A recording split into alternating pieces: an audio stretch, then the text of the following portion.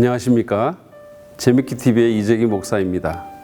오늘 다룰 주제는 원본이 없고 필사자들이 베껴 쓴 사본만 있는 성경을 신뢰할 수 있는가 하는 것입니다. 성경에 원본이 없다는 말은 사실입니다. 그러나 원본이 없어서 신뢰할 수 없다고 하면 우리는 그 어떤 고대 문서도 신뢰해서는 안 됩니다. 알렉산더와 클레오파트라, 줄리어스 시저 이야기, 심지어는 플라톤의 철학도 믿어서는 안 됩니다. 왜냐하면 그 어떤 고대 문서도 지금 원본이 남아있는 것은 없기 때문이죠. 물론 사본만 존재하기 때문에 그 안에 오류가 있을 수 있다는 의심은 정당합니다. 생각해 보셨는지 모르지만 성경이 기록되던 고대 시대에는 인쇄술이 없었습니다. 인쇄술은 주후 1440년에 되어서 독일의 구텐베르그가 발명했죠. 따라서 프린트나 복사는 생각할 수도 없었습니다. 요즘 학생들에게 그렇게 말하면 그럼 스마트폰으로 찍으면 되잖아요 라고 말할지 모릅니다. 농민들에게 빵이 없다고 하니까 그럼 케이크를 먹게 하세요 라고 했다는 한 지체 높은 공주가 떠오르는 상황입니다. 잠시 고대의 책 쓰기에 대해 생각해 봅시다. 당시에는 누군가 책을 쓰면 필사자라는 사람들이 10에서 12m 길이의 나뭇잎으로 만든 파피루스라는 것에 베껴 썼습니다. 오늘날의 종이와 같은 것이죠. 그런데 그 과정에서 오류가 들어갈 수 있지 않을까요? 그럴 수 있습니다. 그래서 고대 문서의 정확도는 사본이 얼마나 많이 남아있고 그 사본이 원본과 시간차가 얼마나 짧으며 사본들끼리 얼마나 일치하느냐로 판단을 합니다. 이를 전문 용어로 서지학적 증거라고 일컫죠. 그런 기준에 의하면 성경의 신뢰도는 압도적입니다. 일단 다른 고문서들과 한번 비교해 보시죠. 줄리어스 시저가 고민 끝에 루비콘 강을 건너 로마에 입성하면서 주사위는 던져졌다고 말했다는 이야기를 지닌 갈리아 전기라는 책이 있습니다. 그가 직접 쓴 이 책은 원본과 현재 남아있는 사본과의 연대차가 1000년이며 사본의 수는 10개에 불과하죠. 1세기 역사가인 타키투스가 쓴 역사도 원본과의 연대차가 1000년 정도이고 남아있는 사본 수는 20개입니다. 헤로도투스의 역사는 원본과의 연대차가 무려 1300여 년이며 사본 수는 겨우 8개입니다. 플라톤 같은 경우도 연대차가 1300년 정도 나며 겨우 7개의 사본이 남아있을 따름이죠. 성경과 가장 많이 비교되는 호모의 일리아드를 볼까요? 그것은 주전 900년에 쓰였는데 남아있는 가장 이른 사본이 주전 400년의 것입니다. 따라서 원본과 사본 간에 500년의 시간차가 나죠. 현재 643개의 사본이 남아있고 사본 간의 오류 정도는 5%입니다. 성경은 어떨까요? 신약 성경의 경우 사본학의 세계 최고 권위자인 프린스턴 대학의 브루스 매저그 교수에 의하면 헬라어 사본이 5644개가 남아있고 라틴 사본과 에티오피아 사본 등 번역된 사본까지 합치면 24,000개 이상의 고사본이 존재합니다. 가장 빠른 사본과 원본과의 시간차는 25년 정도밖에 안 되고 사본 간의 오류 정도는 0.5%에 불과하죠. 비교가 되지 않습니다. 이 모든 것을 기준으로 신뢰도를 조사해 보니 신약 성경이 호모의 일리아드보다 무려 8,000배 이상 신뢰도가 높았습니다.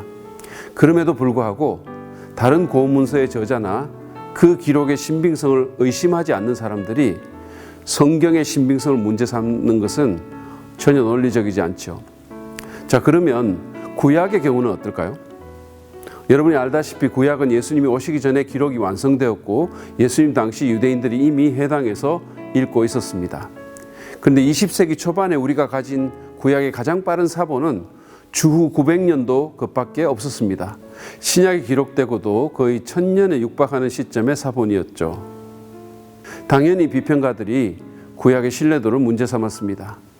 그런데 1947년에 엄청난 고고학적 발견이 이루어집니다. 한 목동이 사해 근처의 쿰란이라는 동굴로 이루어진 지역에서 우연히 항아리를 발견했는데 그 안에 주전 1세기에서 2세기의 고문서들이 들어 있었습니다. 그것은 바로 구약 성경의 사본들이었죠. 기존 사본들보다 1000년 또는 1100년이나 빠른 것이 발견된 것입니다. 이것을 일컬어 사해사본이라고 하는데 아마 들어보신 분도 있을 것입니다. 이 사해사본을 통해 알게 된 가장 중요한 발견은 기존에 있던 주후 900년의 마소라 사본과 주전 100년에서 200년의 사해사본이 그 내용에서 너무도 같았다는 사실입니다. 그것도 그럴 것이 1세기 유대인 역사가인 요세푸스에 의하면 구약의 필사자들은 자기들이 하나님의 말씀이라고 믿는 이 신성한 구약 문서에 단 한 점의 작은 오류도 남기지 않기 위해 너무나 경건한 자세로 언제나 같은 옷을 입고 언제나 금은 잉크로 깨끗한 동물 가죽 위에 필사를 했다고 합니다.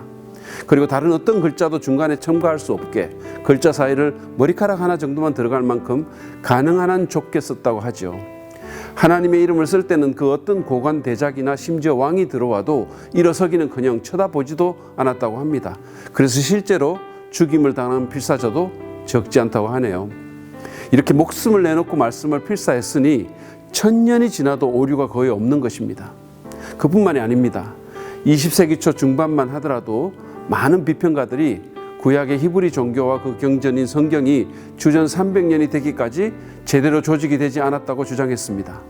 다시 말하면 모세 오경 같은 것은 모세가 쓴 것이 아니라 모세 시대부터 1200년도 더 지나서 누군가가 만들어내었다는 것이죠. 쉽게 말하면 그냥 전설이라는 것입니다. 그런데 1979년도에 가브리엘 바케이라는 사람이 20세기의 10대 고고학적 발견이라고 불리는 엄청난 발견을 하게 됩니다.